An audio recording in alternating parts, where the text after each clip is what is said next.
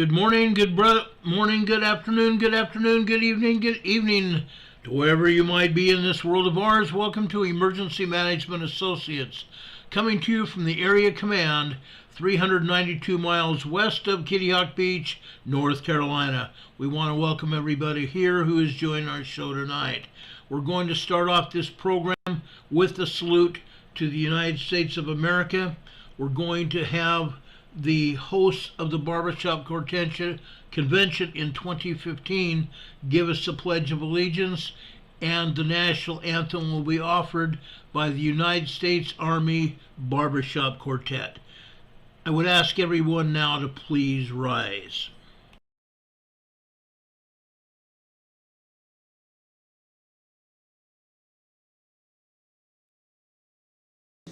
I pledge allegiance to the flag of the United States of America and to the republic for which it stands, one nation, under God, indivisible, with liberty and justice for all.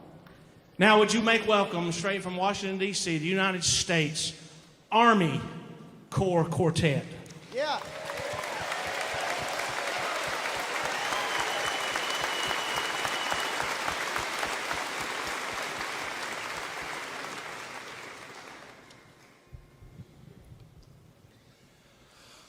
Oh, say, can you see by the dawn's early light what so proudly we hailed at the twilight's last gleaming, whose broad stripes and bright stars through the perilous fight o'er the ramparts we watched were so gallantly streaming, and the rockets' red glare, the bombs bursting in air, gave proof through the night that our flag was still there.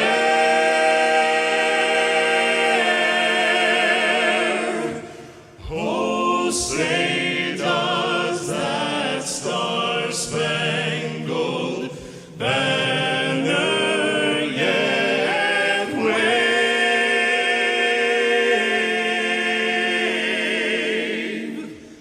o'er the land of the free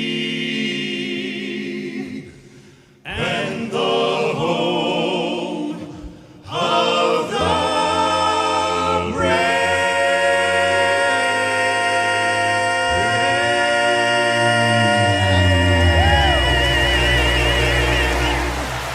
Oh, yeah! Come on, folks, let them know it.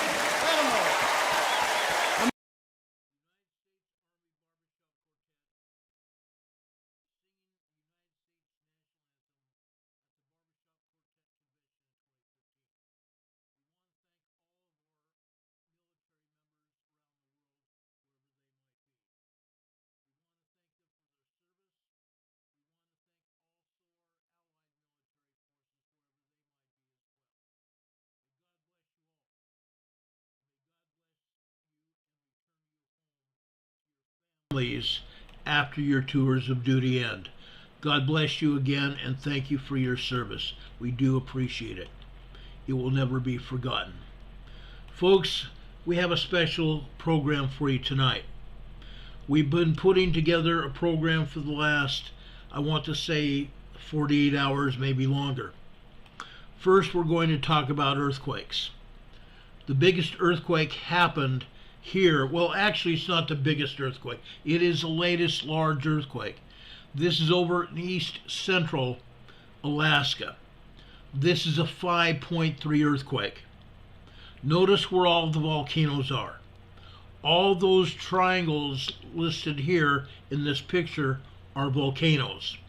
This is north of there. Now I'm going to change to a different frame here to give you a better idea of where this earthquake is located. Watch this, okay? Folks, this earthquake is located alongside a river. As we have been explaining before on various other programs before this, rivers are often found to be earthquake faults underneath the river. That is the case here in Alaska. This is Salcha, Alaska. This was a 5.3 earthquake here today. Folks, there are a lot more earthquakes than that here. Let me show you another earthquake here, just to give you more, and actually just not one earthquake, but many other earthquakes that have hit here in this area. This is pretty fantastic, actually. Look at this, guys. Look at all the earthquakes that have hit here in Alaska today. Okay? This is just here in the mainland part of Alaska. There's also a 3.3 earthquake that hit in Atka, Alaska. They have taken this down. The 5.3 earthquake is the Lavender earthquake there. Most of these earthquakes near the large earthquake here are 3s. There are also some 2s. By 3s, I'm talking 3.2 and 3.5 and 3.7. The rest of these earthquakes are all 2.4, 2.5, 2.3, and that kind of thing.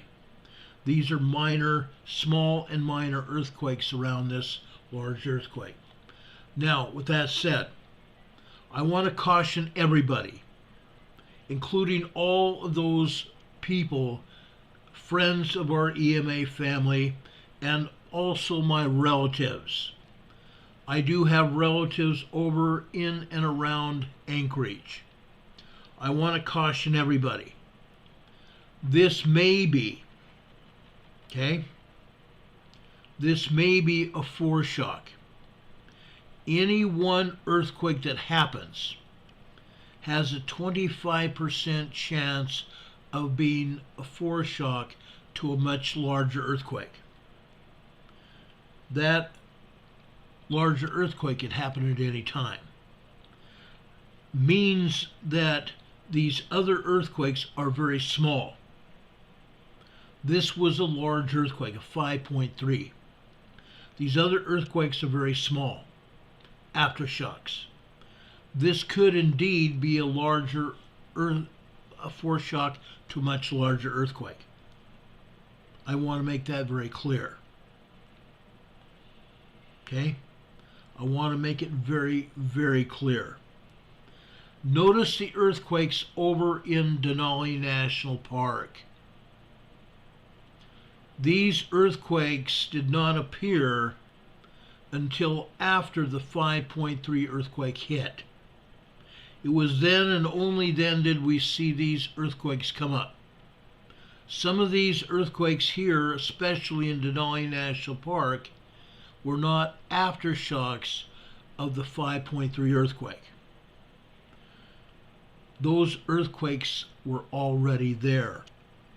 But the agencies did not show these earthquakes until after the 5.3 earthquake struck. This is just one more thing showing that the agencies are hiding the earthquakes. The agencies are hiding the earthquakes. Okay? We need to make that very clear. Now, I'm also going to show you a lot of other earthquakes here.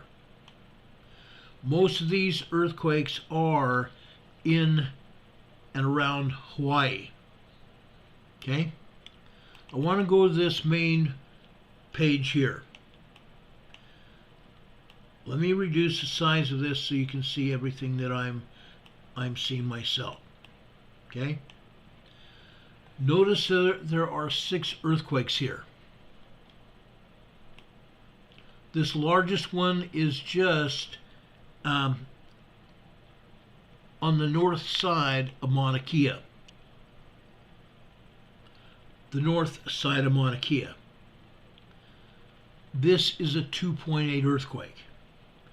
Now I'm going to go around here and show you each and every individual quake. I want to make sure everybody is aware of what's going on here. Let's go to this one here. This earthquake is over north of Pahala, right next to the Helena Slump. The Helena Slump. Folks, this is a 3.1 earthquake. A 3.1 earthquake right next to the Helena Slump. Now, while USGS will say that it is at Pahala, yes, it is in northern Pahala, Hawaii. Okay? But it's right next to the southern end of the Helena Slump.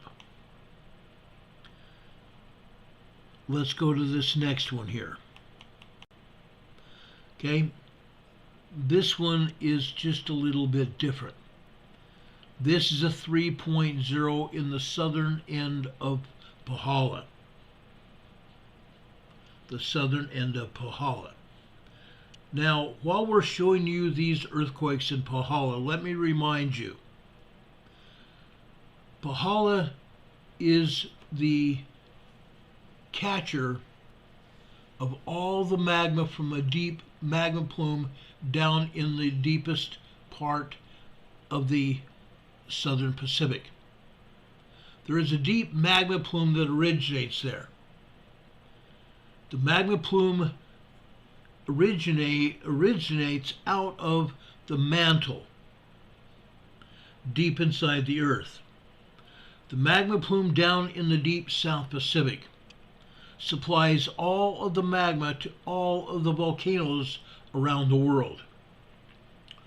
Pahala is the recipient of some of that magma that goes, I can't say some of it, but all of the magma that goes to the volcanoes on the Big Island of Hawaii. That is one of the reasons that Pahala has most of the earthquakes here. It is the originator of the magma to all the volcanoes. It's like a pumping station, a gas station on the Big Island. All of the earthquakes here are from magma coming from Pahala that comes from the deep magma plume down in the far part of the South Pacific. Let me show you another one. Okay? This earthquake is just off the western shore of Kailua Kona, Hawaii. This is a 3.4 small earthquake. Folks, we are having 3.0s, 3.1s, 3.2s, and now a 3.4 over here in Hawaii. But that's not all, folks. There's more. Okay? Since we're talking about earthquakes here in Hawaii, let me take you now over to Pahala on a seismogram. This is over in the western side of Pahala. I want you to see these earthquakes here, okay? These earthquakes originated at 11 a.m. Hawaii time yesterday. That's when they first started. This is a 24-hour seismogram. Notice the earthquakes here. Just after 11:36 a.m. Hawaii time yesterday, there's a 2.2 magnitude earthquake here early yesterday morning. Or shall I say later yesterday morning. Notice these other larger earthquakes here. Okay, this first one in the dark blue. This one happened after 2:55 p.m. yesterday afternoon. The top and the bottom have been cut off, haven't they? Out to the right side, we have a secondary wave. The primary waves lasted 1 minute. The secondary wave, on the other hand, lasts another minute plus. This means that this earthquake is larger than what they are showing it to be. This would possibly be a 2.5, 2.6 earthquake, just by looking at it as it is right now. They have taken off the top and the bottom of the primary waves, trying to conceal the true strength of this quake. This is more like a 2.9, 3.3 earthquake, and I'm putting it in a wider range here. This was at least a small earthquake. A small earthquake here in Pahala yesterday afternoon. Just after that quake happened,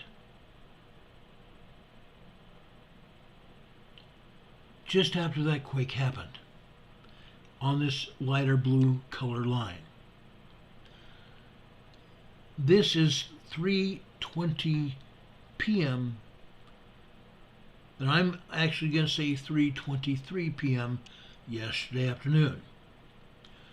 This would normally be a 2.3, 2.4 earthquake, close to a 2.5. But again, they cut off the bottom and the top. We have that triangle out to the right side. That triangle is a secondary wave to that earthquake. Again, this secondary wave lasted at least 45 seconds, which only tells me and all of us this was a larger earthquake.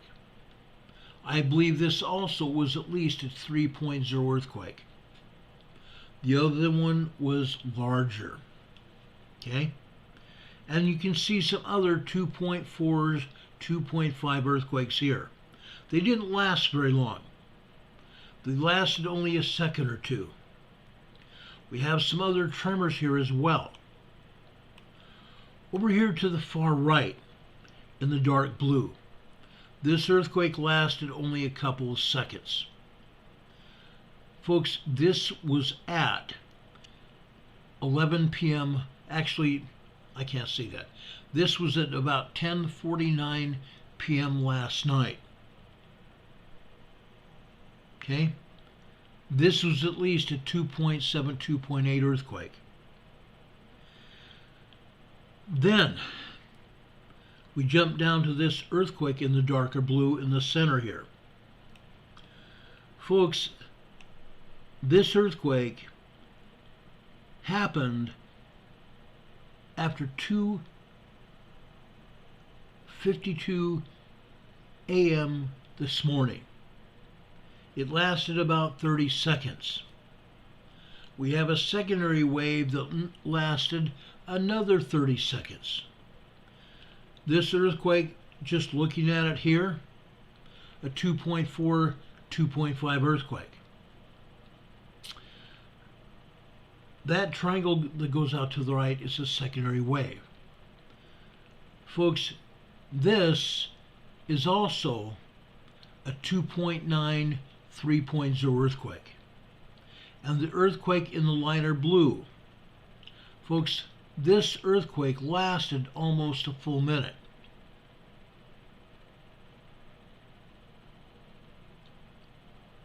This happened at approximately 1:28 a.m. this morning. It lasted about a full minute. Out to the right, we have a secondary wave that also lasted another full minute, which means this earthquake was at least a 3.5, if not a 3.8 earthquake. This is at Pahala, okay? So these earthquakes that I've talked about so far are not even reported on the map. These earthquakes are not even on the map.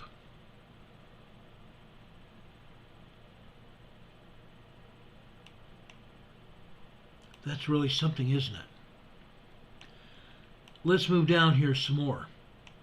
You can see other earthquakes here. 2.2, 2.3 earthquakes. All four of these here. We have tremors all over this seismogram. But they have not even reported these earthquakes here. These are USGS seismograms reported by the Hawaii Volcanic Observatory. The earthquakes that are on the USGS map have been reported, but none of these. These are much larger than what they are showing. Isn't that interesting? That they would hide information. Down in southern Pahala, the southern part of Pahala, these are tremors. This seismogram is showing nothing but tremors. The zigzag patterns here are not normal. This is what they call abstract. They use abstract to hide information. But you can see some tremors. All three of these seismic events were tremors. The one at the center right, the far center right, is close to a 1.8 tremor.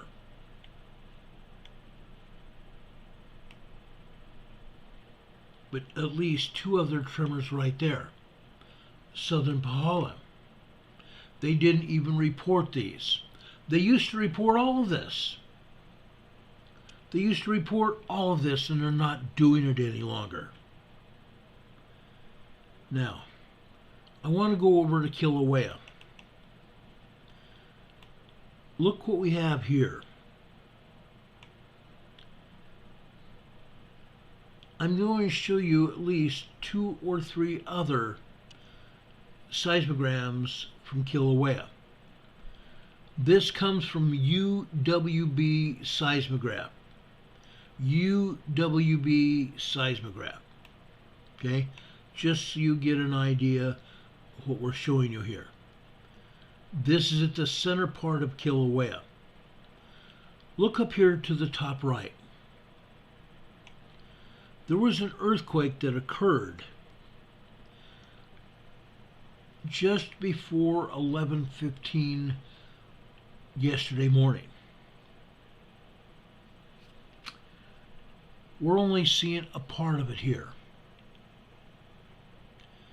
This is also not shown on the map. None of these earthquakes that I'm showing you here on the seismogram even show up on the map. Now, while we're showing you here, the earthquakes that we're showing you here at the top of this seismogram come from yesterday. They also didn't show any of this information yesterday. As you can see, these are all reportable earthquakes. Let's look at that very large, I can't say very large seismically, but on this particular seismogram, that dark blue earthquake is a lot larger than what they are saying it is. Just by the size of it vertically on the seismogram, this could easily be construed to be a 2.7, 2.8 earthquake. This earthquake was cut off in the bottom of the top. This tells us that they're hiding the strength of the quake again. The time of the primary wave lasting, the width of this earthquake, it lasted nearly a full minute, if not a full minute. So that would tell us that this is not a minor earthquake. Secondly, we again look at that triangle off to the right, the secondary wave. This secondary wave lasted over a minute. This also tells us this earthquake was at least a 3.5, 3.8 earthquake at Kilauea.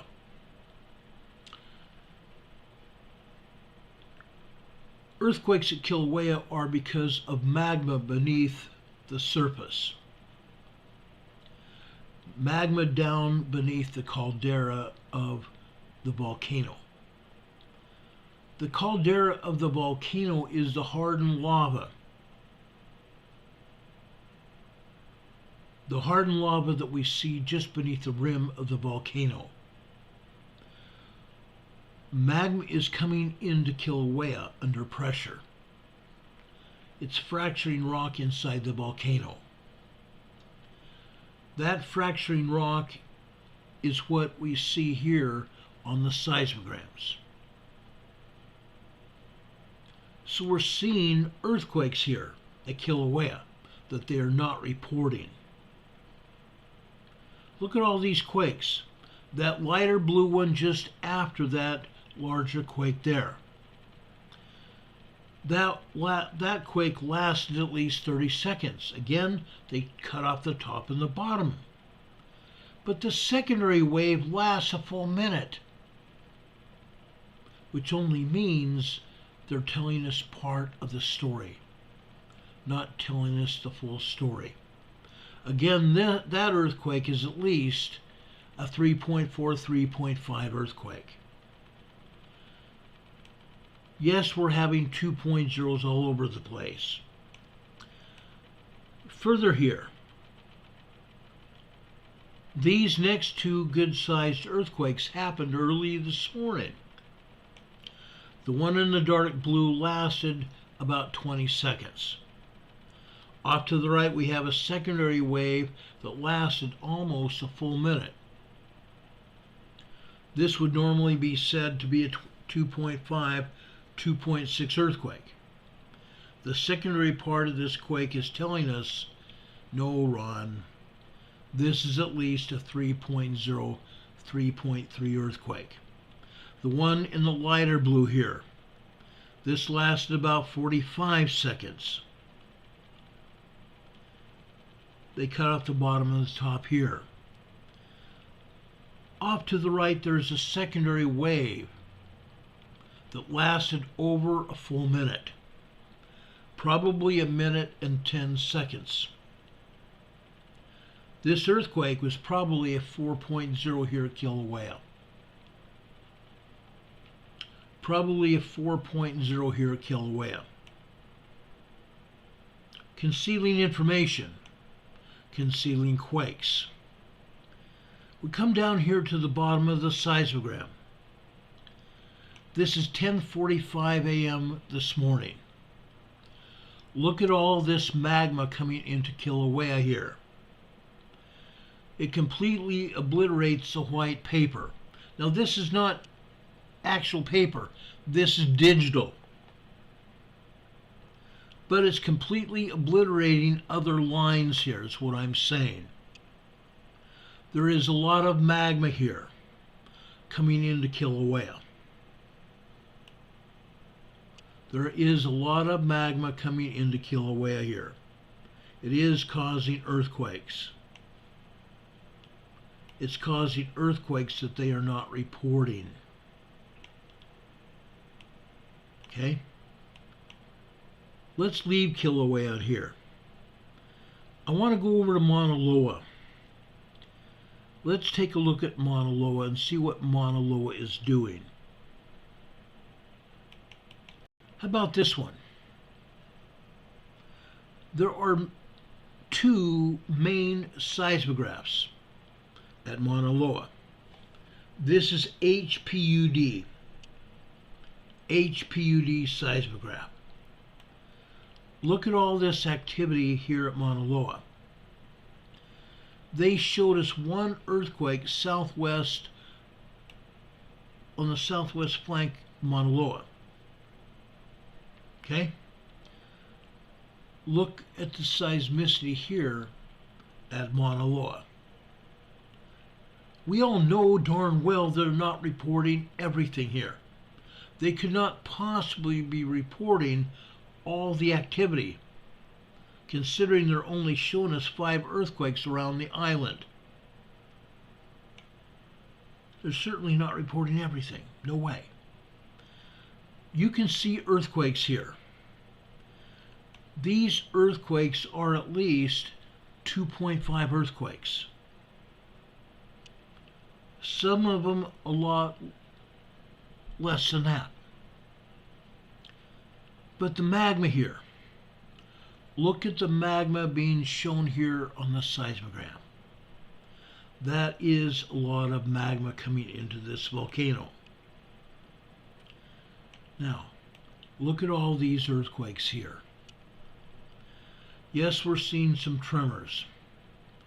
1.5, 1.6, 1.7, and this largest one right here to the right is probably a 2.3 earthquake, maybe a 2.4 earthquake.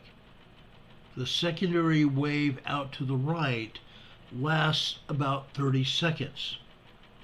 This would point it to be a bit stronger than what it is showing here. It's showing about a 2.2 earthquake. The secondary wave here tells us otherwise. This is closer to a 2.8 earthquake. Look here this afternoon. I shouldn't say this afternoon. This is late this morning. Later this morning. The main activity starts about 6:15 with a bunch of tremors. And you can see the magma that's propelling the tremors. Propelling means activating these earthquakes. The magma is coming into the volcano under pressure, causing rock fracturing. These are tremors here. But at approximately 9:15, we see some tremors. At 9:17 a.m. over here on the left-hand side here, near the bottom of this seismogram, in the lighter blue color, we see a lot of magma coming into the magma chamber. We also see these vertical lines here. Earthquakes. Fracturing rock causing earthquakes. 3.0, 3.5 earthquakes. This seismic event here lasts about 3 minutes. And we can see all the magma here coming in to the volcano. Mauna Loa volcano. Down here near the bottom of this seismogram over on the right hand side, we cannot see the entire earthquake sequence because it would appear on the next seismogram, which we do not have. This was also probably a 3.0 or larger earthquake here. It lasted over 2 minutes. That would definitely tell us it was at least a 3.0 earthquake and larger. Mauna Loa. They're trying to tell us that there's nothing going on at Mauna Loa. and only a small earthquake, and they're saying a 3.0 earthquake on the very southwest flank of Mount Mauna Loa. As you can see, there's a lot more going on here at Mauna Loa than they're telling us. This seismograph is located near the summit of Mauna Loa. Let's take a look at another seismograph from Mauna Loa. This seismograph here doesn't even tell the story. This is off to the east. This seismograph is off on the east side, on the east flank of Mauna Loa. We're only seeing like 4, maybe 5 earthquakes.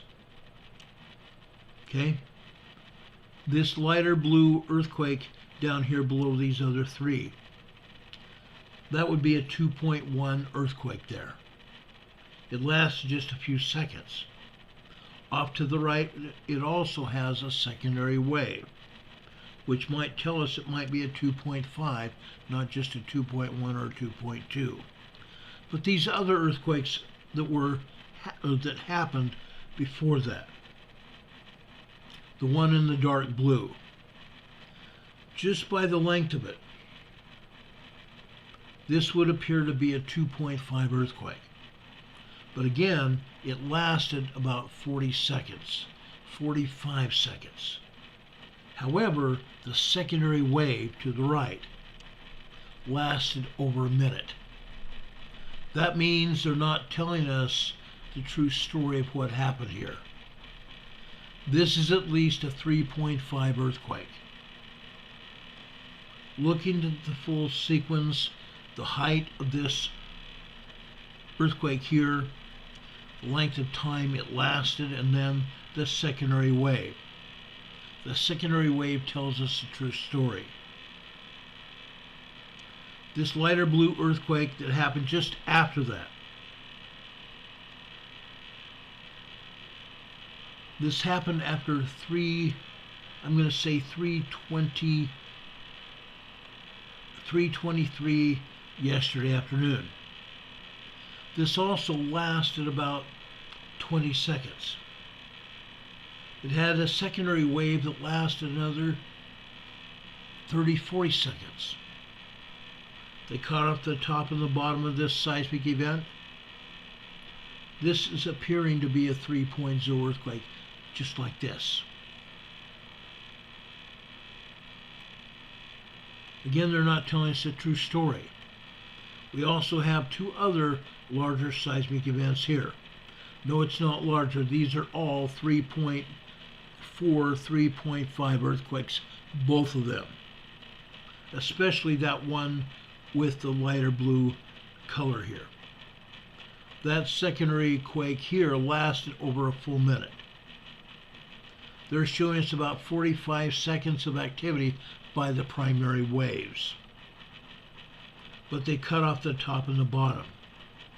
The secondary seismic event here tells us the full story. It's at least a 3.0, 3.5 earthquake, just from the outset of it.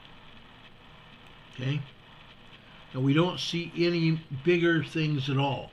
We see a tremor. Okay? Again, they don't tell us everything. They scrub it. There are probably other tremors here at Mauna Loa as well. But wait, there's more.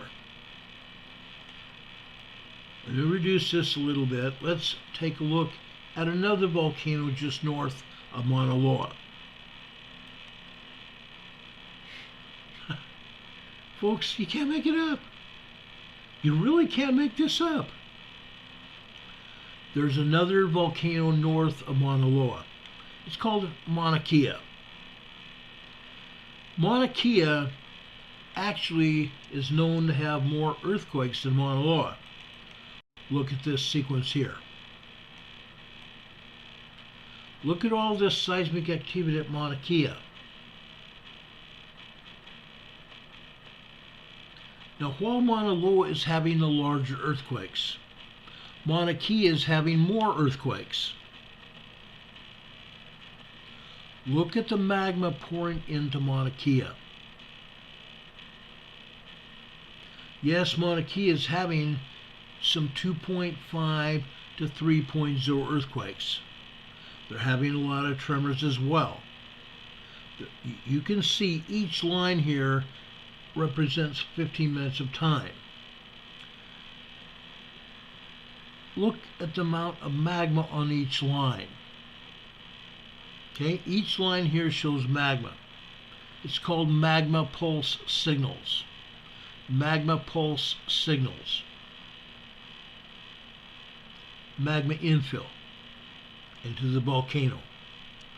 That in and of itself shows a lot of activity here. Again, this is yesterday morning into yesterday afternoon. Look what happened here. We have a lighter blue earthquake here over on the right hand side here. This earthquake happened at about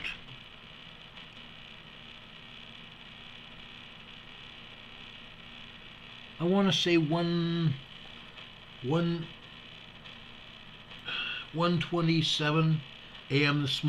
this morning. It looks to be a 2.5, 2.7 earthquake. The secondary wave here lasts over 40 seconds. The earthquake here, it shows here, only lasts like 3 or 4 seconds, maybe 5. They cut off the bottom and the top of this quake. This shows about a 2.3, 2.4 earthquake. This is closer to a 2.9, 3.0 earthquake. No, it didn't last very long, but the top and the bottom were cut off. The secondary wave tells a story here. Look what happened later this morning. More and more magma poured into Mauna Kea. Just after 9:15 this morning, about 9:17, 9:18 this morning, we had a massive amount of magma coming into Mauna Kea. And as a result, we had 3.4, 3.5 earthquakes, rock fracturing inside of Mauna Kea, causing those earthquakes.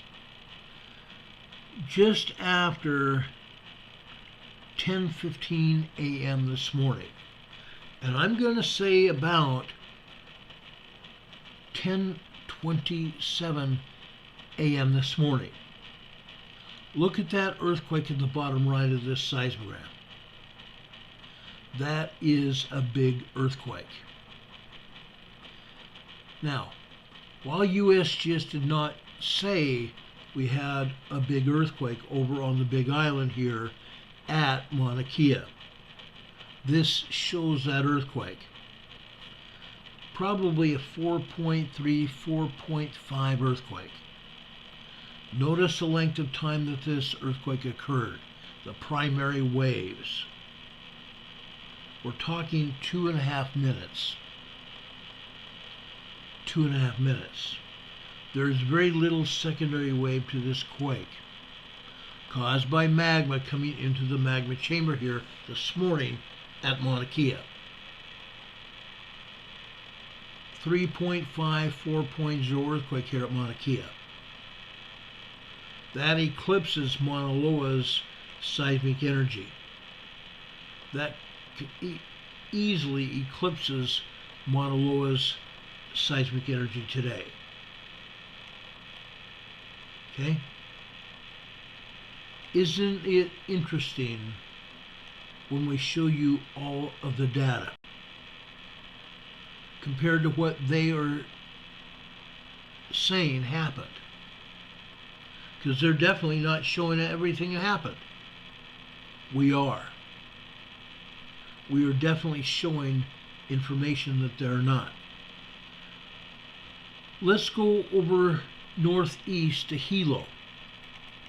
Several members of our EMA family live here in Hilo, Hawaii, the capital of Hawaii.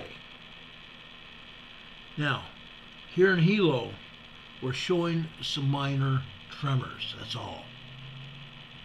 Minor tremors here. All four of these seismic events are tremors.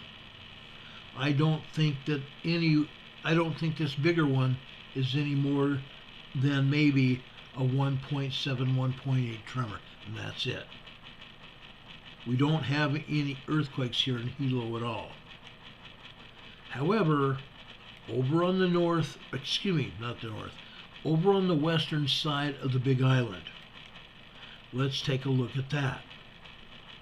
We have another volcano on the west side of the Big Island.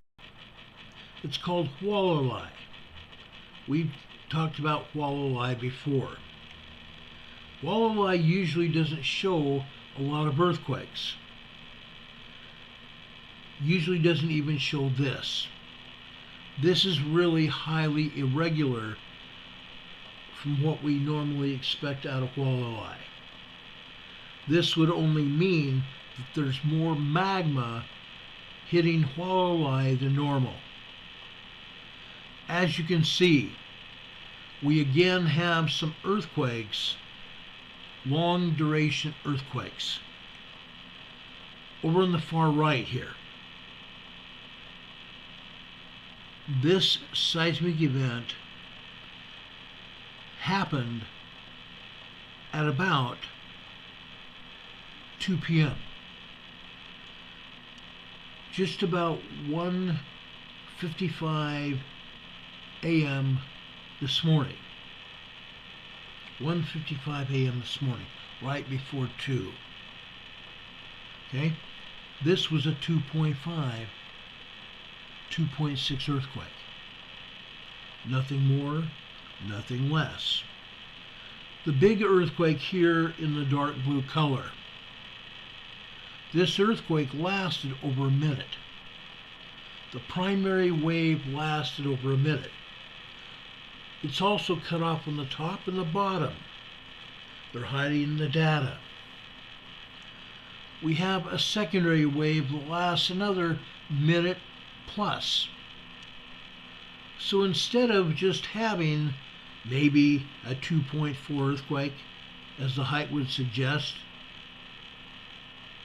we don't know the true strength of this quake. However, again, the secondary wave tells more of a story. This was a 3.0 earthquake. Easily a 3.0 earthquake, probably a little bit larger. The lighter blue earthquake lasted about 15-20 seconds. It shows this to be a 2.0, 2.2 earthquake. No, I would say it's probably more like a 2.8, 2.9 earthquake. The secondary wave again gives us more data. Gives us more data and substantiation that that was a larger quake. Look at these earthquakes here. These earthquakes happened early this morning. The one dark one over on the center of this slide is like a 2.8, 2.9 earthquake, including the secondary wave. The secondary wave tells a story. Over on the farther right, in the lighter blue, this earthquake occurred at about, I want to say 1:26, 1:27 a.m. this morning. It lasted about 45 seconds. The secondary wave lasted about 45 seconds as well. This was a 3.0, 3.2 earthquake. We can see a lot of other magma coming into this volcano. Hualalai. While there's not a substantiation for a large amount of magma, That is significant magma infill into the volcano. It's causing these earthquakes that we see here. Even at the bottom of this seismic signal here, the black or the dark blue one near the top at the bottom here, that's probably a 2.5 to 2.8 earthquake, minor earthquake. The others here are all tremors. All tremors. You can see they're all magma related. Each line has a little bit different amount of magma that's hitting this volcano. Magma coming into the volcano under pressure, causing fracturing of rock at the volcano. The fracturing of rock is causing earth uplift at that volcano.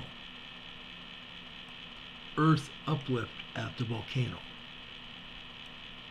Now, I've shown you a little bit all over the Big Island. We don't have any more real activity to show you at the Big Island. I went even over and pulled a seismogram from Maui. I didn't see anything significant to report at Maui. That volcano is basically extinct for all intents and purposes. Yes, it could wake back up. Yes, we've seen some tremor activity occasionally at Maui. But the volcano at Maui seems to be extinct, at least for right now. There are other things happening at Maui, and maybe this next week we can talk about those things, because they're significant. They're affecting the people's lives on Maui, and essentially all up and down the entire Hawaii volcanic chain, affecting millions of people in Hawaii. Okay, I'm just saying.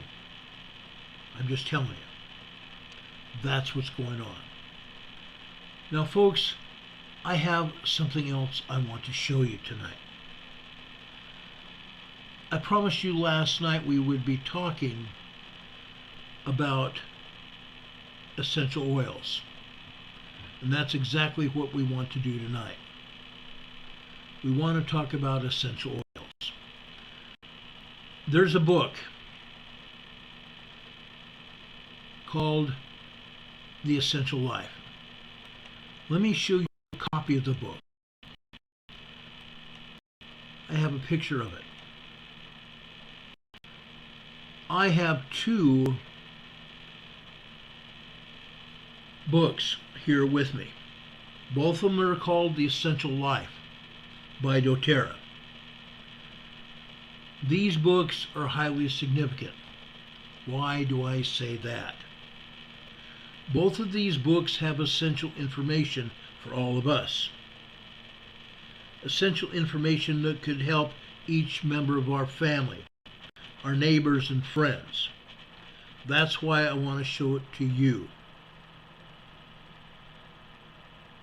I think it's very important that each of us understands what essential oils can help us with. I have spent a great deal of time looking at essential oils.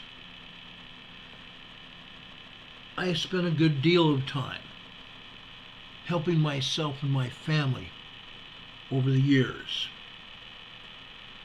looking at essential oils, finding the properties of the essential oils, and thus helping me help my family. Oils of plants literally found all over the world, even in our own backyards, can help us. Yes, they can help us if we are willing to allow them to help us. First, we have to gain the knowledge of oil and what they can do.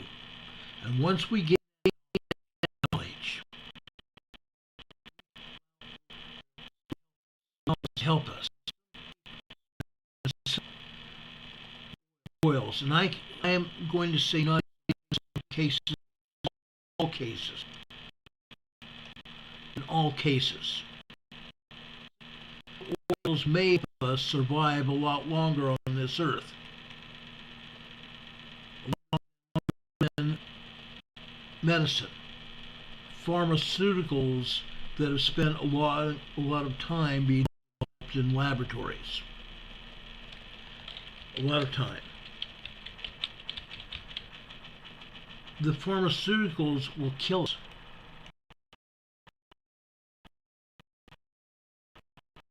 Pharmaceuticals have a purpose. They have a purpose.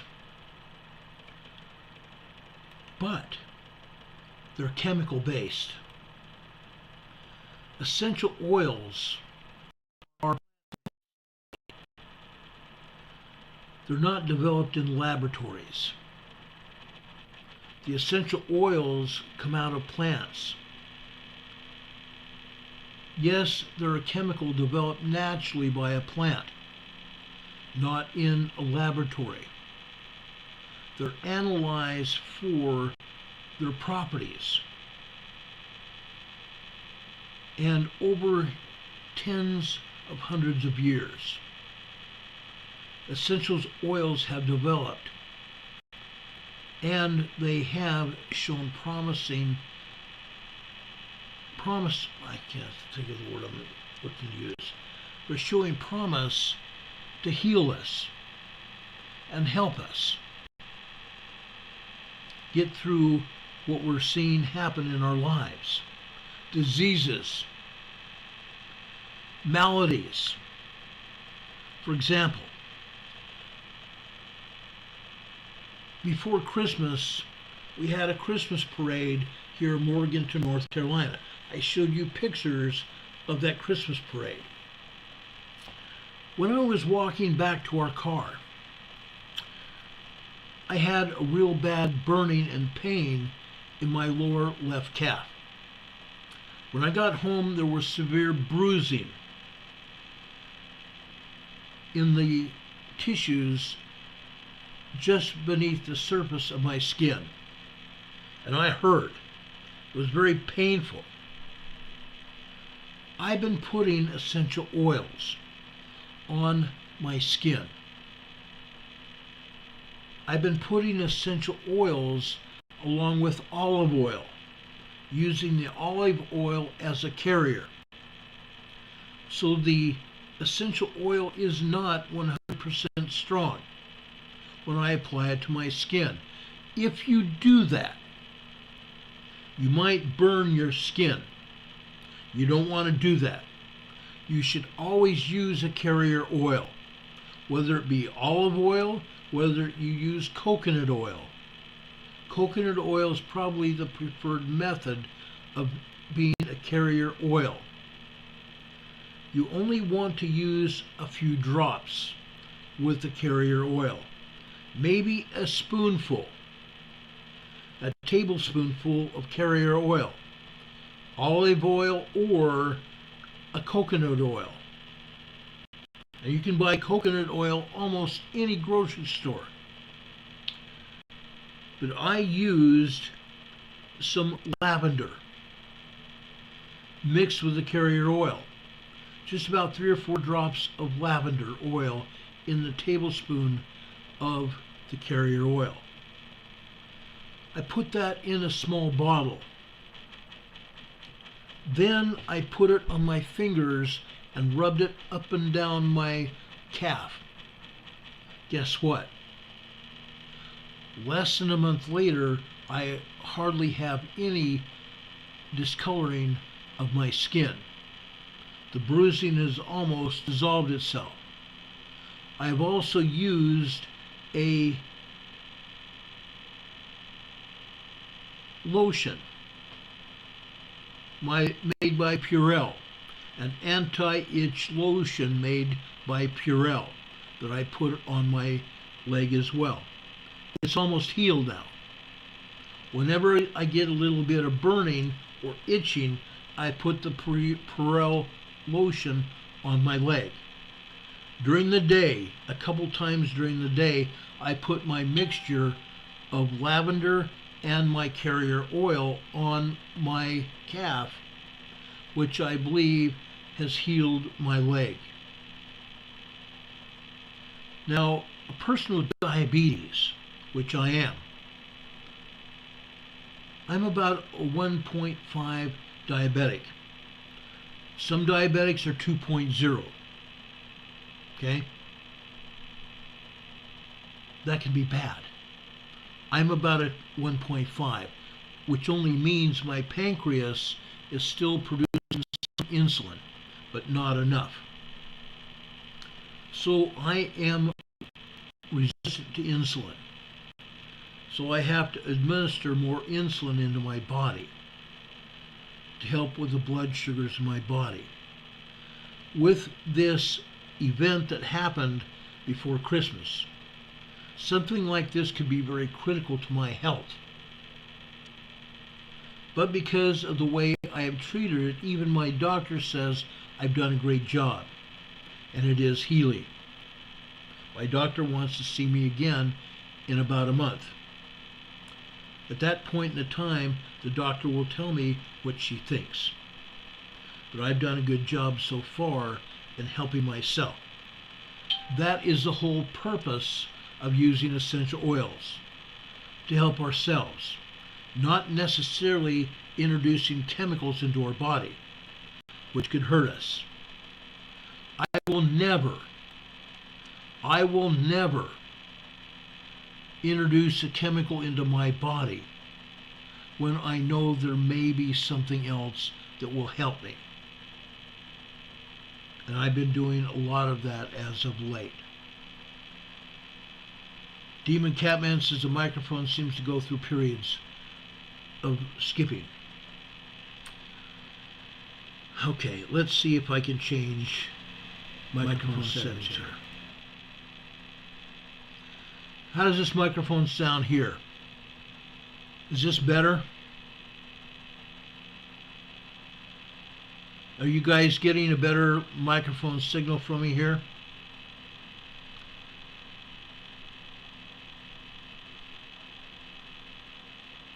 Monica Campbell's here in the chat. She says she's a diabetic born with diabetes. She says she almost lost 3 of her toes just recently. That can happen. Guys, or LN says this sounds good. I'm glad. That's great. I'll try to keep this setting here so we know what's going on here. Anyway, this book here is a picture of the 6th edition of the book called The Essential Oils, The Essential Life. In this book, I'll just open this here. This is what it looks like. Over here on this particular page, it talks about using an essential oil, okay, to infuse it with the carrier oil to help us. Okay? This particular oil is called In Tune. In Tune. Top uses: apply to the back of the neck, spine, or the bottoms of your feet to reduce inflammation and pain. Okay? To reduce inflammation and pain. John Francis talks about an earthquake here in the chat. Nathan Hester just told him that we have been talking about Alaska before this. Yes, there was a large 5.3 earthquake in east central Alaska late this afternoon. Okay? After we get through this presentation, you can go back and watch and listen to our presentation and find out what happened in Alaska today. Anyway, this is called In Tune. a focus blend. Okay?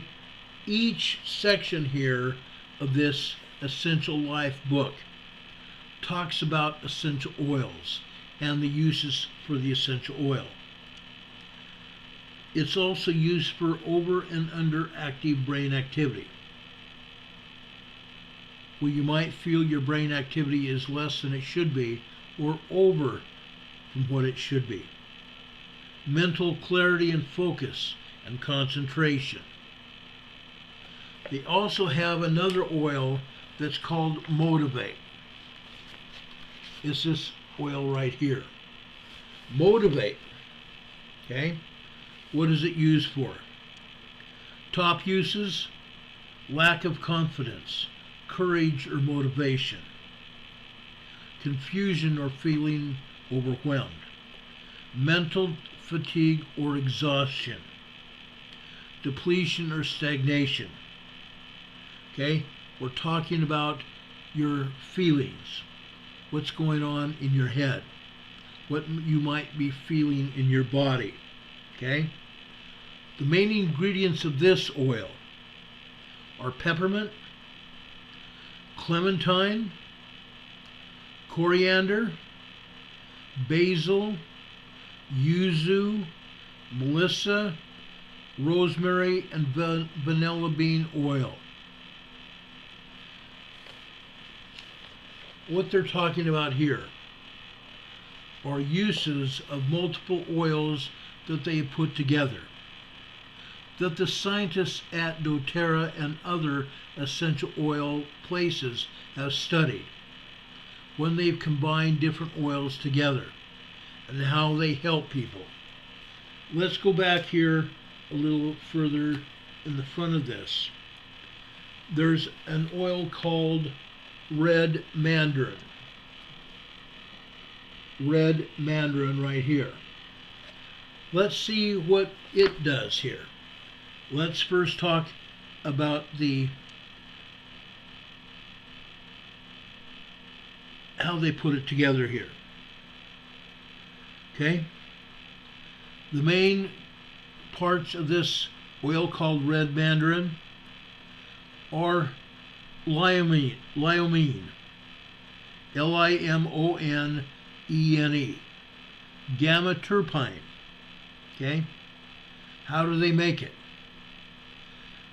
They peel the fruit. They cold press it to get the oil from the plant. Top properties of this oil: antimicrobial, antiseptic, detoxifying, a digestive stimulant, cytophilic. I'm sorry, I mispronounced that. Cytophylactic, immunostimulant, antispasmodic, and uplifting. Okay? Uses.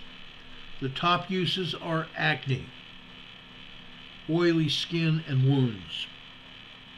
Apply to an area of concern to clarify and prevent wound infections, bloating, gas, hiccups and indigestion, IBS, irritable bowel syndrome, colic, and leaky gut. Wrinkles, age spots, scars, stretch marks.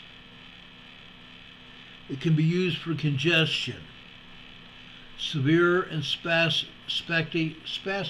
coughs, bacterial and fungal and viral infections, nervous afflictions, tensions, hyperactivity in children, and increased appetite, ulcers, upset stomach, and esophageal spasms. Okay? For example, esophageal spasms here. Take 1 to 2 drops under the tongue or in a capsule. or apply on the skin for relief. Bacterial, fungal, and viral infections. Apply to areas of concern. Take about 1 or 2 drops in a capsule every few hours as needed. They do come in oil and capsules. They put the oil in a capsule that you can take. Geranium. Geranium here. It's made of citronelle and geraniol oil. Top properties: hemostatic, a detoxifier, regenerative, anti-allergenic, anti-hemorrhagic, and antitoxic. It's found in Claricalm, Zendocrine, and Align. Those are 3 different ways it can be found. It blends well with lavender, neroli, patchouli, sandalwood, and tangerine oil. And I do have tangerine here. I'm just kind of giving you an idea here. Just an idea. In this book, it has different sections. The section I just showed you here are body systems and focus areas. It talks about oils and what you can use for individual problems with your body. In this particular section, it talks about the brain. It shows you different pages that you can go to talk about your brain and how the carry oil, or how the oils can work for your brain. Your cardiovascular system, respiratory system, digestive and intestinal, parasites, candida, and detoxification, urinary. It talks about skeletal, muscular, and pain and inflammation. Athletes, how it can help athletes. Nervous, sleep, and stress. Oral health. Yes, folks, essential oils can be used for oral health.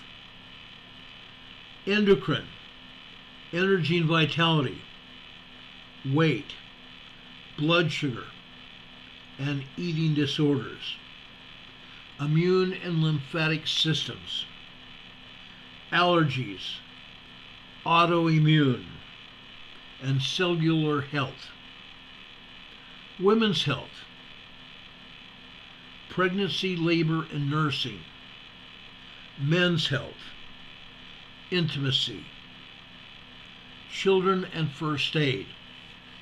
All these things are listed here, and it gives page numbers for specific topics on how these essential oils can help you. Nathan Hester says, Richard Smith, any plant can make oil, but some plants can cause issues. So it's important to know which is which.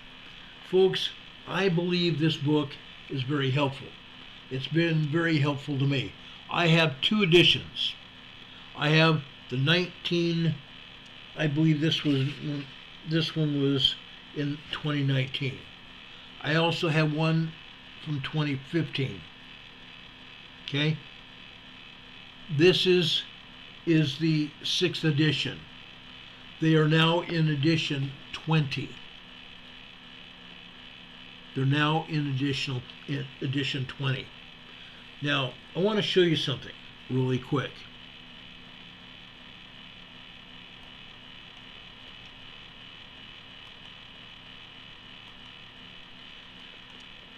Let me bring up the website. If you go to the doTERRA website, now you can go to any company that makes essential oils. I am sure that the companies that make essential oils do a good job. I have several different companies' oils here with me. Yes, mainly I have doTERRA oil, only because that's the oil I first started with. But I've started looking at other oils as well, and what they can do for me. Let's go through here. I want to show you something that I found very important here.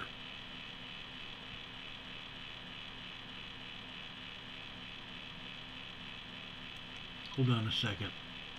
Here we go. I want to show you something. We can scroll through here, okay? There's something about learning more about a topic. It can be rewarding. It can be fulfilling. It can be exciting to start a new venture and find that there are so many uses for products that you had never really looked at before. In fact, with our original or with our essential oil books, you can learn so much more about different essential oils and different properties each one has. We have books for reading. We have coloring books and even cookbooks in our selections. Shop now. Beginning the essential oil journey can be confusing. It can be overwhelming for everyone involved. Starting anything new is anxiety-inducing, but also very exciting, especially as you gain more and more knowledge throughout the journey. We are pleased to offer a variety of essential oil books to help you along every aspect of your essential oil journey. Whether you are a proud doTERRA seller or you are just looking for information to help you with some of the doTERRA oils you purchased, we have you covered at many stages of life. We offer books for children. We offer books for adults, as well as a variety of focuses on cooking with essential oils, alternative medicine, reference guides, leadership books, and even coloring books. Folks, 2 of my children had coloring books from doTERRA. These are wonderful if you are using essential oils during pregnancy, trying to figure out different products in order for samples for your future parties. Yes, I have also been to doTERRA parties.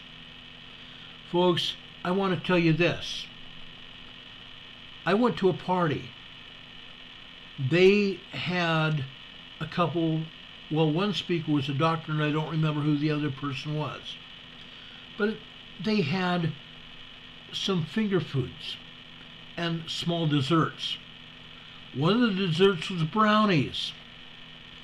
Brownies with orange oil flavoring. The brownies were scrumptious. They tasted awesome. So you can use essential oils for cooking in brownies or using as icing over the top of brownies. Wonderful thing. Really. Okay?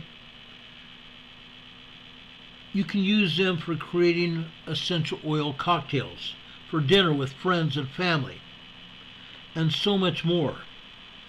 Build up your essential oil knowledge with ease. These reference books are wonderful options to have on hand if you don't sell the oils yourself.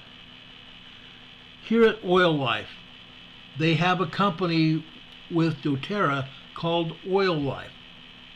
They have a store, a brick and mortar store in Orem, Utah. They grow lavender plants out in the desert area south of Salt Lake City. I've been there. They say here at Oil Life we are pleased to offer a wide selection of essential oil books for you to choose from. If you have any questions, we have an associate standing by who would be happy to help you. They have 91 products available, and I believe they have a lot more than that. Okay? These are the books that they have available. The Essential Oil Life book, 9th edition. The book I just showed you was 6th edition. This book is $34.99. The Essential Life 9th edition, that is a virtual book, is $27.50. Essential Oils Made Simple book, 2nd edition. That one is $29.99, $30. The Essential Basics book is the 7th edition. It is $18. And they have other books here as well. Now, folks, they have a lot more than that. I told you that I have essential oils here that I diffuse.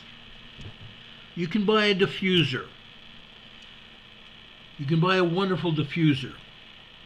Not just from doTERRA, but they have diffusers on Amazon. They have diffusers you can buy almost anywhere. Several of the stores in my local area have diffusers. Diffusers are typically about $20. The diffuser itself usually has a glass body to it. You lift off the glass body to the interior of the diffuser. The interior of the diffuser has a plastic holding area for water.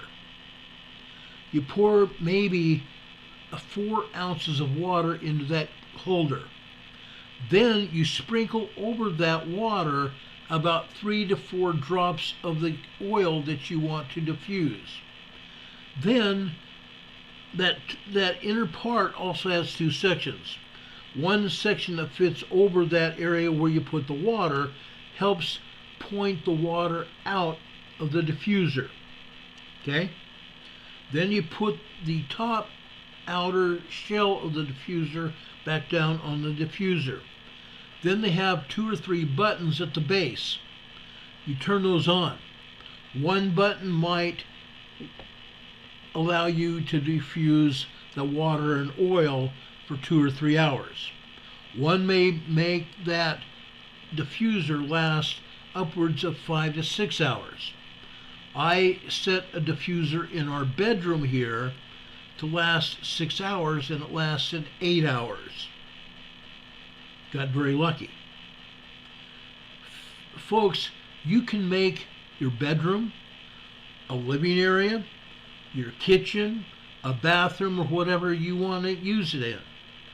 You can make it smell better. You can use these essential oils also to help you physically and mentally, and I might say emotionally and even spiritually. You put those essential oils in the diffuser and diffuse them, and it will help you.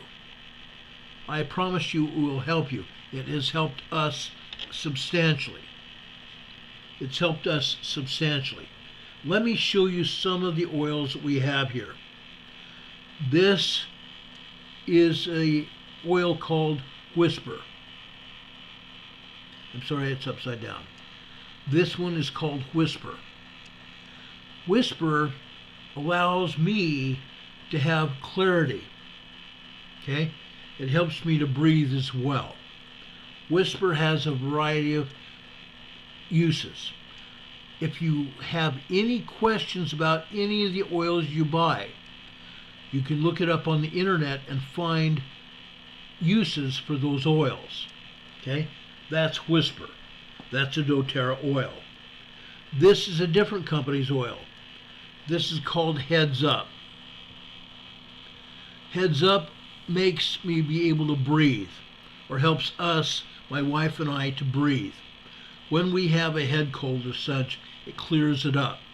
It helps clear up stuffed sinuses. Okay? It's made out of eucalyptus oil. Okay?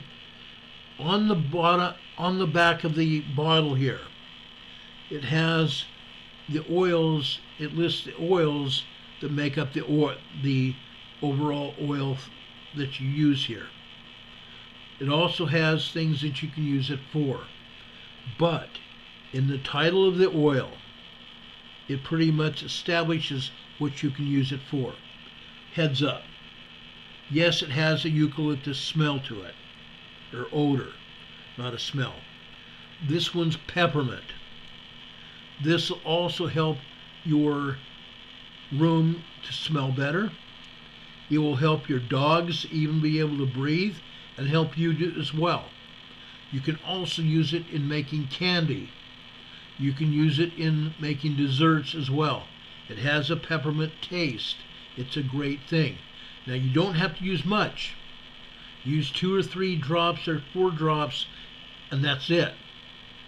I don't think I've ever used any more than 3 or 4 drops, either in a diffusing situation or in foods. Okay?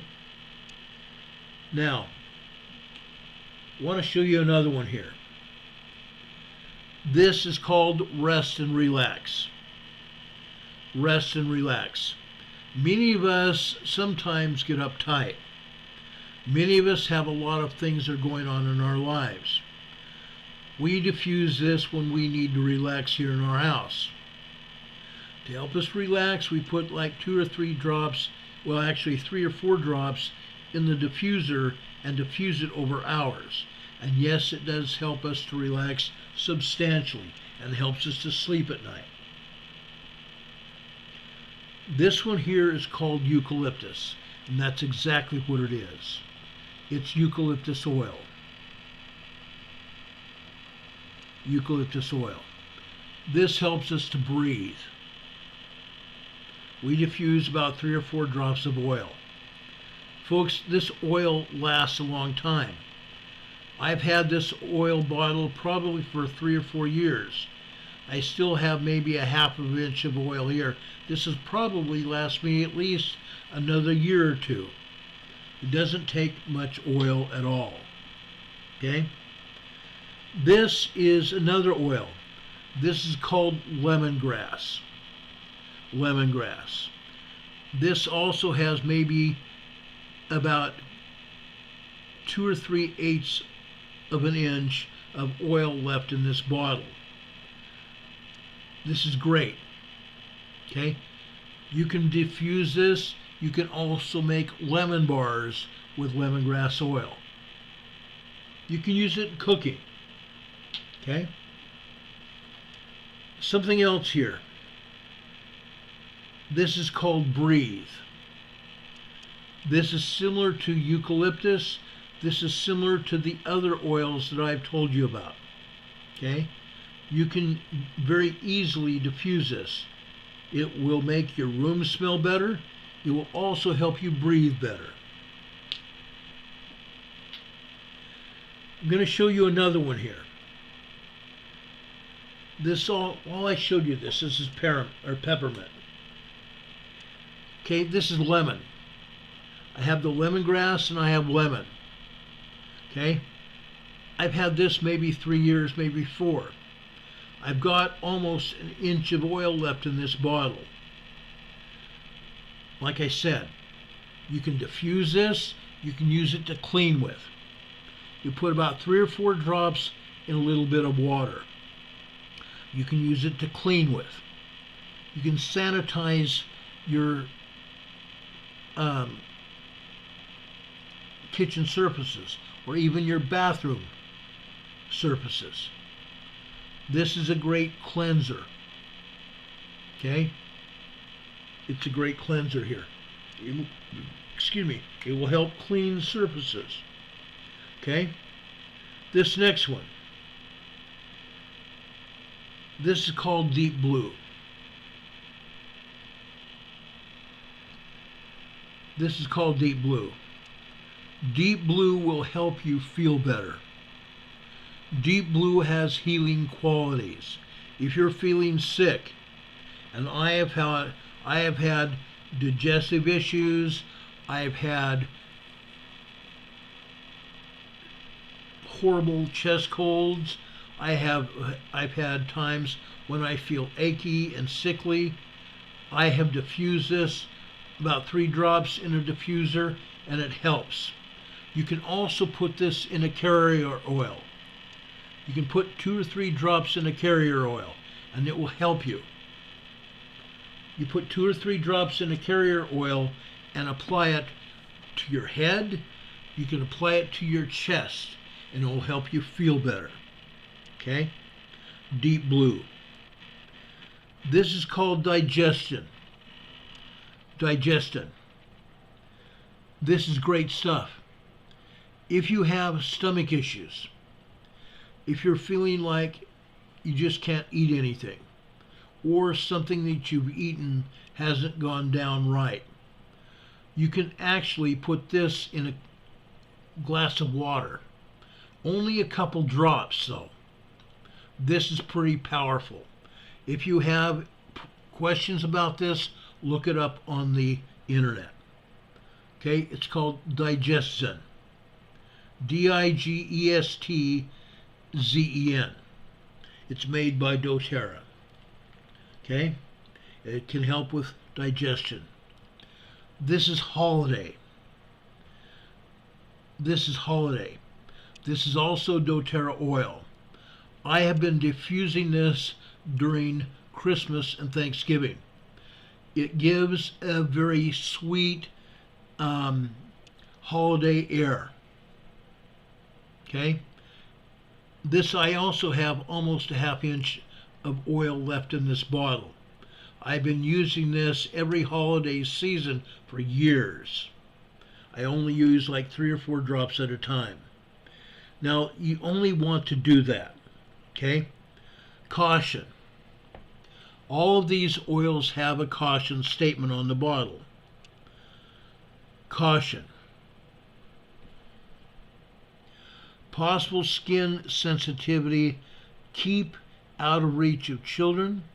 If pregnant or under a doctor's care, consult your physician.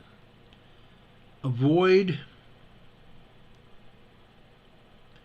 contact with eyes, inner ears, and sensitive areas. Avoid sunlight or UV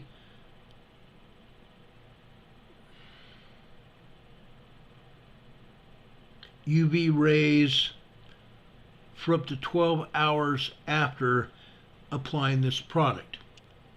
Okay? Now, I've used this only as a holiday oil for diffusing. I have never put it on the skin.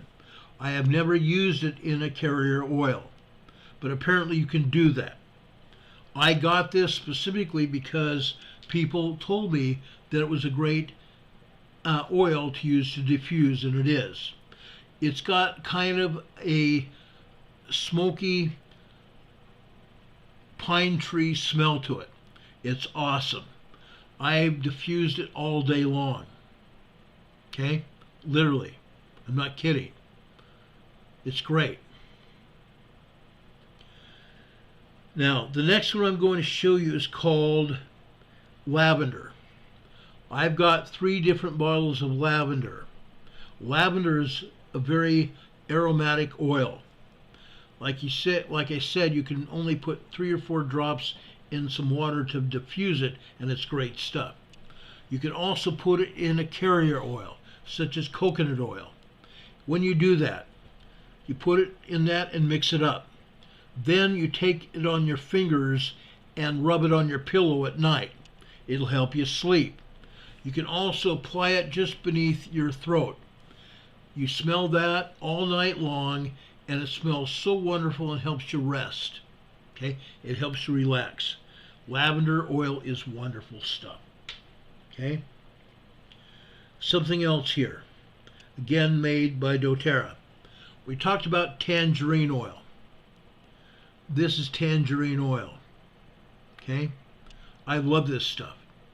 I've made tangerine flavored brownies.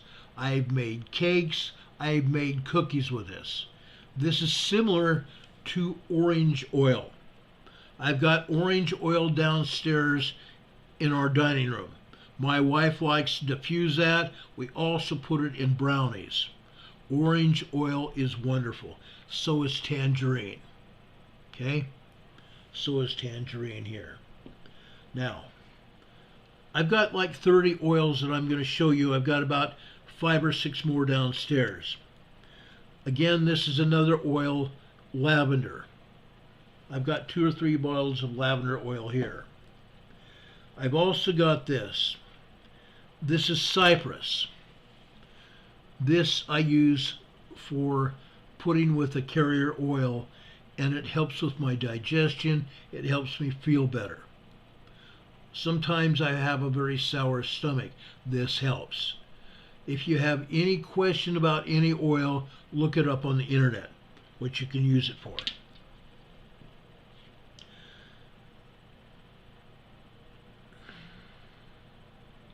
This is chamomile. This is a different company that makes it. It's chamomile oil. This helps you to relax. It helps you to relax here. Just like chamomile tea, it helps you relax. This is oregano. Oregano. This also has a lot of different uses medically. It also, you can put it in spaghetti, just a few drops in spaghetti sauce, and that's all you need. It's very strong. Put it in spaghetti sauce, and oh, it tastes so good. Okay? Oregano oil. I have Breathe In. This is another different company called Aromi. But this is Breathe In. It'll help you to be able to breathe if you feel congested. Okay? Another one here. This is called Guard Against. Guard Against. This is a different company again. Okay? The other was called On Guard, made by doTERRA. But this is Guard Against. You can put a few drops in a diffuser to help guard against any, if you've been around people that have been sick or you are starting to feel sick, put this in a diffuser and diffuse it, and it'll help clear up any illness you have or help prevent something that you may have come in contact with. Now, this next one is tea tree oil. I've used this in a water-based thing where I put it on the counters and stuff. Tea tree oil can be used over on our counters in our kitchens and bathrooms to sanitize, and it can also be used in oil, a carrier oil, and you can put a little bit of detergent with it, and you can put it in your hair to cleanse your hair with. And boy, will it feel good, and it will also smell very well. Tea tree oil. Okay? Then,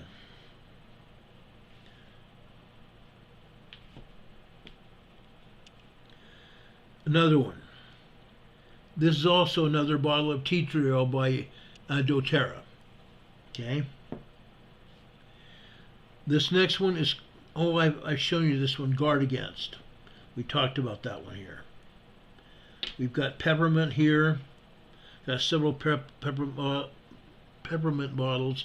This is called Dreamland. This is like chamomile. This will help you sleep.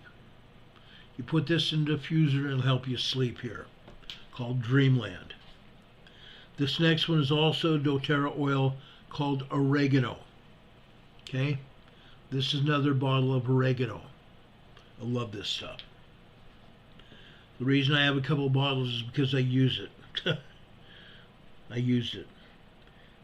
This next one is cilantro. Cilantro. This is also by doTERRA. Okay, you can put just a few drops in your Mexican food. For example, avocado in your guacamole. Oh, you will feel good. This is good stuff, guys. Cilantro oil. This next one is basil. Basil. When one of your dishes calls for basil, just put 1 or 2 drops, and this will take up anything for use in basil. This also has medicinal uses as well. Okay? Demon Catman is here in the chat saying CBD made from hemp. Hemp essential oil is something different.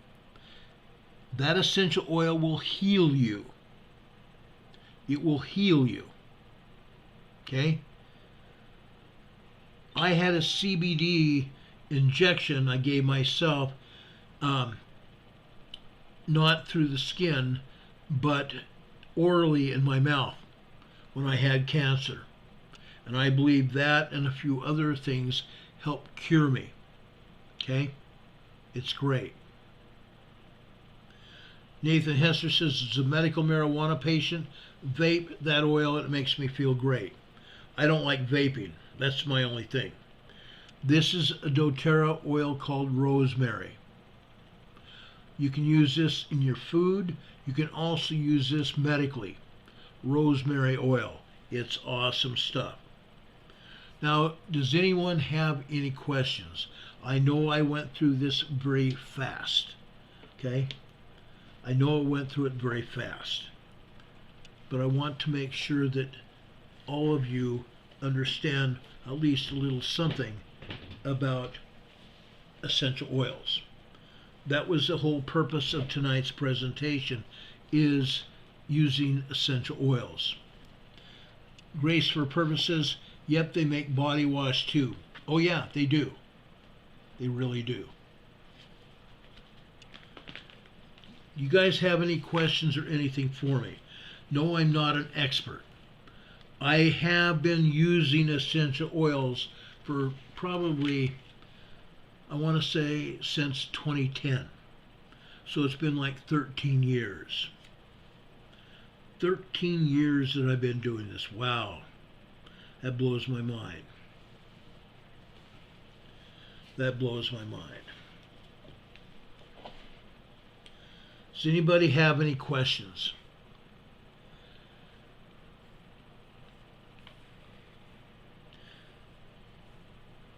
Our buddy Rob, 52, underwent surgery earlier today for his shoulder.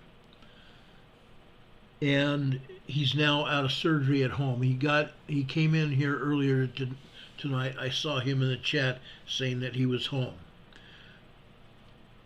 I've been praying for Rob since last week when he first told me that he was seeing his doctor and they were preparing to do surgery on his rotator cuff. I'm glad you're home, Rob. God bless you, my friend. Dawn, one of my dear friends and a mod on this channel, has also been putting up information for all of you. Okay?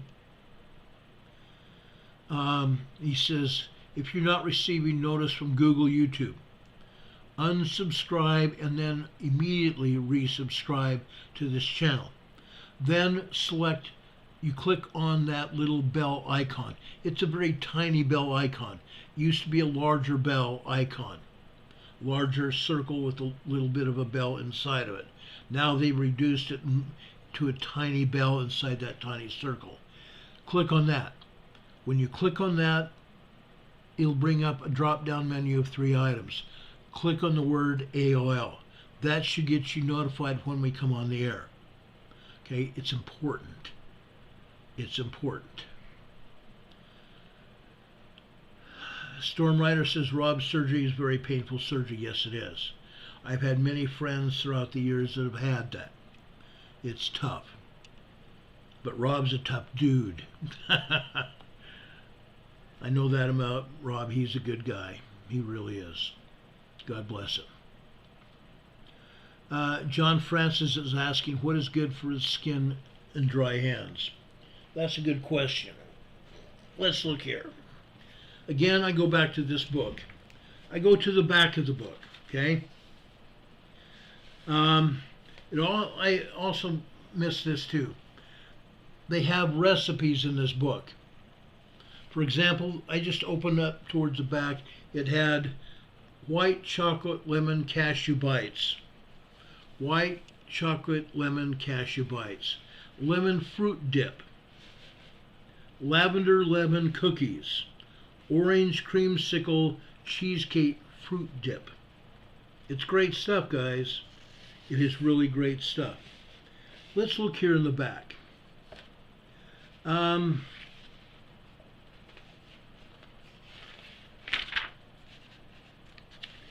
it talks about massaging with oils, reflexology references, oil properties chart here. Let's look here.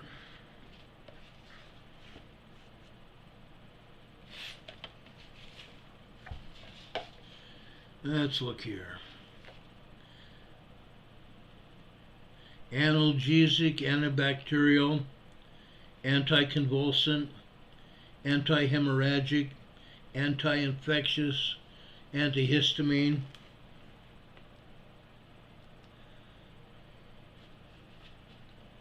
Let's see here.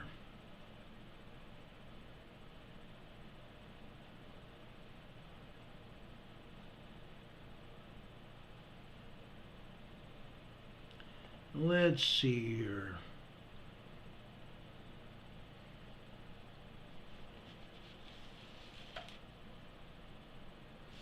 Yarrow. The yarrow essential oil looks like it's for antihistamine. Let's see.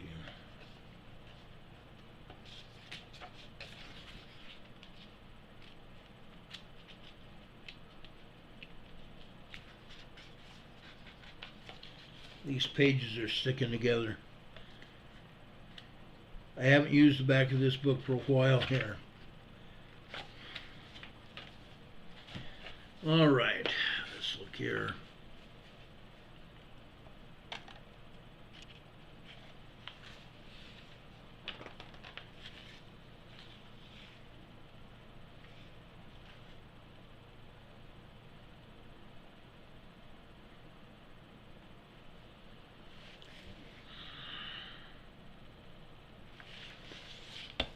Page 439.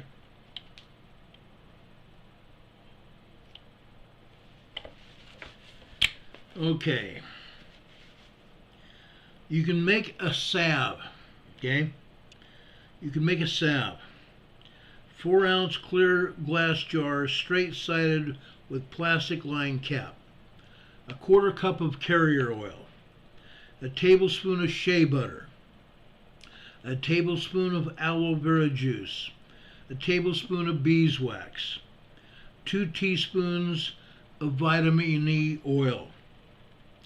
10 drops of lavender essential oil, 2 drops of peppermint essential oil. Add shea butter and beeswax to the glass jar and melt in hot water. Putting the jar in the hot water, not putting in hot water. Cool slightly. Add the carrier oil, aloe vera, and the vitamin E oil and the essential oils. Mix well. Store in a cool, dark place, refrigerator even, and use as needed for owies and areas that need cleaning and cooling. Okay? You can also make an wound spray. You can make a soothing wipe spray. A 2-ounce spray bottle, bamboo wipes, 10 drops of lavender essential oil, 5 drops of frankincense essential oil. I have that in the bedroom. And 1 teaspoon of vitamin E oil and a little bit of water. Fill the bottle halfway with water. Then add the oils. Fill the remainder of the bottle with water, with enough room for, with enough room to screw on the cap. Shake and spray on wipes. Pre-soaking is not recommended because the oils might break down the bamboo fibers. Soothing wipes, okay? Allergy relief. 4 drops of lemon essential oil, 4 drops of lavender essential oil, 4 drops of peppermint essential oil, and a carrier oil. In a roller bottle, mix essential oils and fill remainder with carrier oil. Shake and roll on as needed. Allergy relief. There's all kinds of things. Top reasons to include essential oils in your first aid kit. Number 1, They're multifaceted. You can disinfect a cut, stop bleeding, and soothe a child with a single application of a few drops of lavender essential oil. They're affordable. They are pennies on the dollar for what you'd pay for most over-the-counter medications. They don't expire.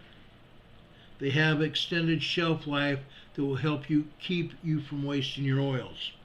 They're all natural, so you avoid any negative side effects of synthetic medications by using nature's medicine cabinet. Okay? Now, again, I want to caution you. Last night, I put Breathe, one of those essential oil bottles, it's called Breathe. I showed you that. I put 3 drops of Breathe in our diffuser in the bedroom because both of us really needed that. I then put the cap on the top of the inside of the diffuser, then I put the outer glass shell of the diffuser, and I pressed the on buttons. Now I got a tiny bit of oil on my fingers. I went to rub my eyes because I had something in my right eye. Instantly on the outside of the lid of my eye here, instantly it started burning. You got to be careful with putting essential oils on your skin. It felt like my eyelid was on fire for a little while. Not bad, but it was enough burning to know the sensation. Be very careful with that. Be very careful. Okay? Be very careful. Demon Catman says, Linda, I cringe when I see a mechanic or engineer not wearing gloves. The connection to blood cancer, like leukemia, is well known, and I lost a friend to it a year ago who never wore gloves. Absolutely. Whenever you work on heavy equipment of any kind, wear gloves. Wear gloves. Okay? It's very important. Okay? Does anybody have any other questions?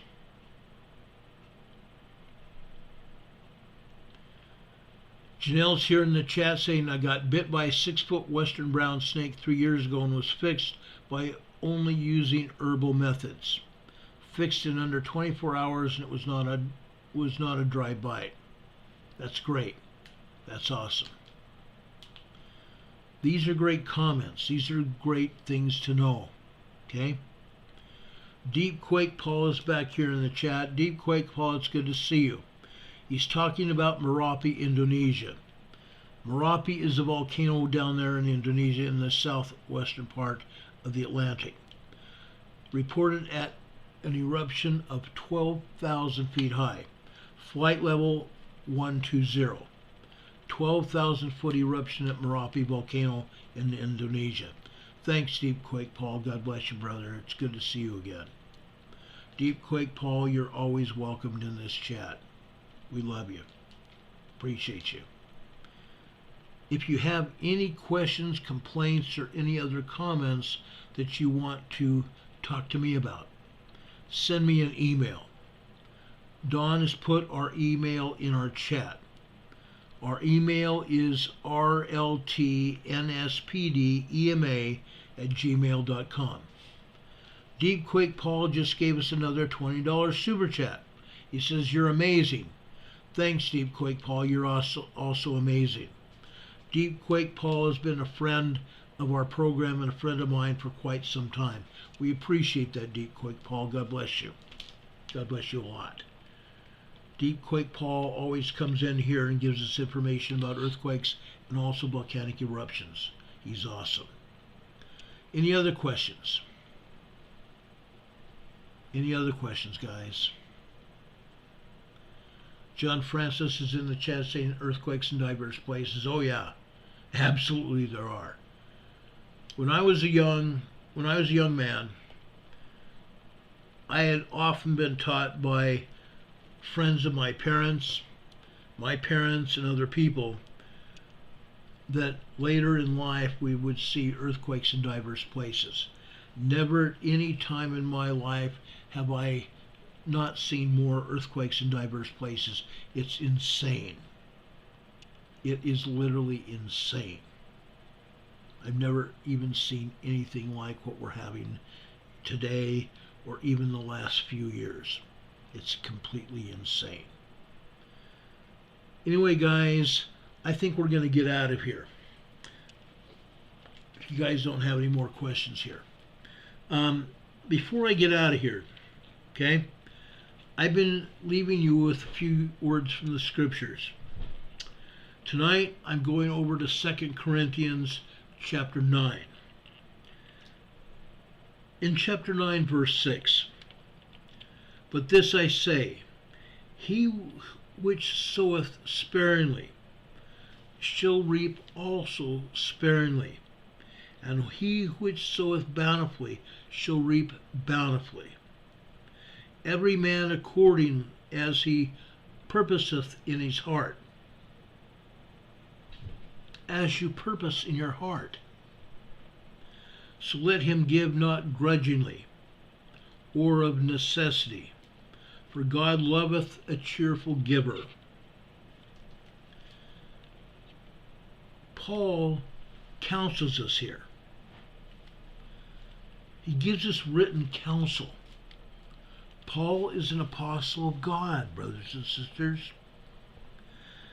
Then he goes on down here.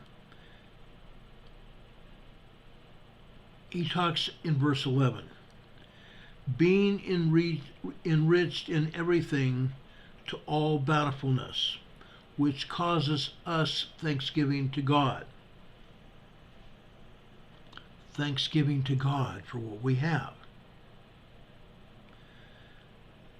Then he goes on here in verse 12. "For the administration of this service not only supplieth the want of the saints, but is abundant also by many thanksgivings unto God." Then in verse 15, "Thanks be unto God for unspeakable gifts." Thanks be to God for unspeakable gifts. Beautiful. We also should have thanksgiving to God for everything that the Lord has given us. Absolutely. Absolutely. Amy Jo says, "I've used doTERRA oils for many years. On Guard, oregano, metaleuca." Absolutely. Metaleuca is also good for first aid. Awesome stuff.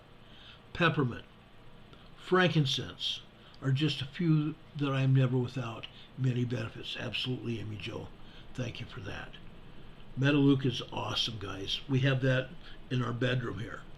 We use it as a salve for cuts and wounds and stuff like that. Metaleuca is awesome stuff. Grace for Purse says, "Thank you, Ron. Been waiting for you to cover the oils. Been a lifesaver for me. Be well and God bless." Thank you for that. Yes, these oils are a lifesaver. They've been known to save lives for many, many years. Leia's here, says, "I belong to Sparks Oil the Month Club.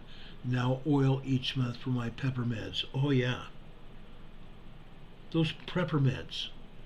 Folks, what I've shown you tonight, let me show you. I bought this from doTERRA a long time ago. This is a carrier for all my oils. I have 30 oils right here. 30 oils. I have about 5 oils downstairs in our dining room that we use in our kitchen. We also use to diffuse downstairs. We got 3 or 4 more oils in our bedroom. Unreal. My wife loves this. She knew nothing about essential oils until she saw mine. And then she's learned how to use them. Okay? I've taught her. Something that I never even thought I would be doing. I'm not an expert, but I do know how to use these essential oils. And many of the oils that I've talked to you about tonight, right here, Many of these are what they call in doTERRA a doctor's kit. They're part of the doctor's kit. Now, I think I paid maybe $60 or $70 for my doctor's kit. It's called a physician's kit, specifically. It's great. It's really great. Now, before we get out of here, Don Patoki just mentioned this in the chat. We usually take Saturday off. I told you about a few of the earthquakes around the globe. We had a 5.6 that hit in Peru late last night. We had another 5.4 in Chile today. We have had numerous 5s around the South Pacific, including a 5.9 that hit in the middle of the night down in Tonga. A 5.9, it was really probably about a 6.5. Okay, we're starting to get some more CMEs cooking up. Those CMEs will cause the earth to quake and shake. We may get another 7 very soon. We've only seen a couple 6s in the past couple weeks. Mostly they've been 5s. 5s are big enough to hurt and kill people. A 5.6 can do a lot of damage. I've seen it. 5.9s can kill people, a lot of damage. That earthquake over in Alaska was a 5.3. As I stated before, any earthquake has a 25% chance of being a foreshock of a larger quake. Let's stand by and see what happens. Help each other. Help each other, guys. That's the key here. Help each other. Sign diggers in the chat saying 5 or more near Fairbanks, Alaska today. Yes, there are only 2 or 3.0 earthquakes. Okay? 2.0 minor earthquake, 3.0 or larger, small earthquake. Okay? But more and more earthquakes are happening. But the only reason they're telling us about it is because of the larger earthquake in Alaska. Before that earthquake in Alaska hit today, they're only showing 3 small, tiny earthquakes in Alaska.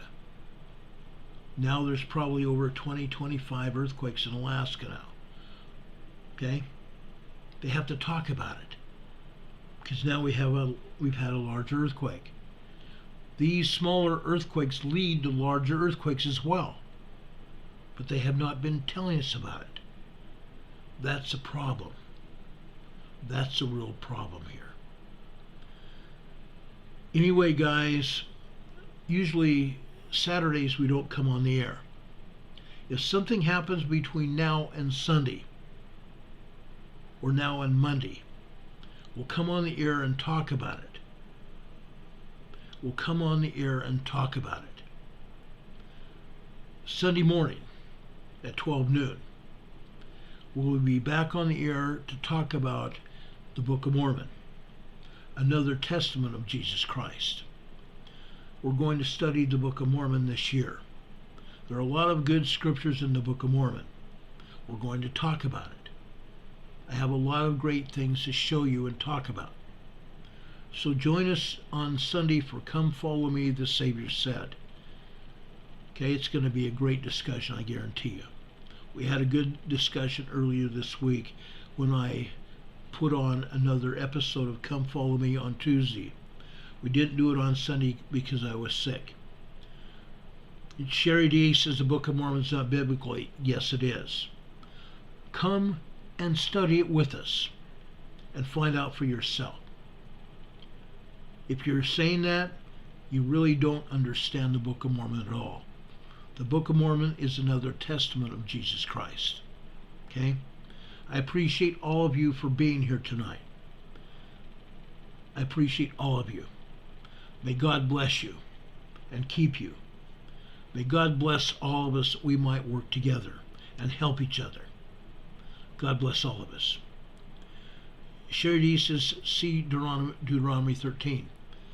I know what Deuteronomy 13 says. Okay? I'm not going to argue with you. I've read the Book of Mormon. I know it's true. Many other churches are also reading the Book of Mormon. A lot can be learned. Take time to learn yourself. Okay? God bless you. God be with you until we meet again. We will see you on the other side, guys.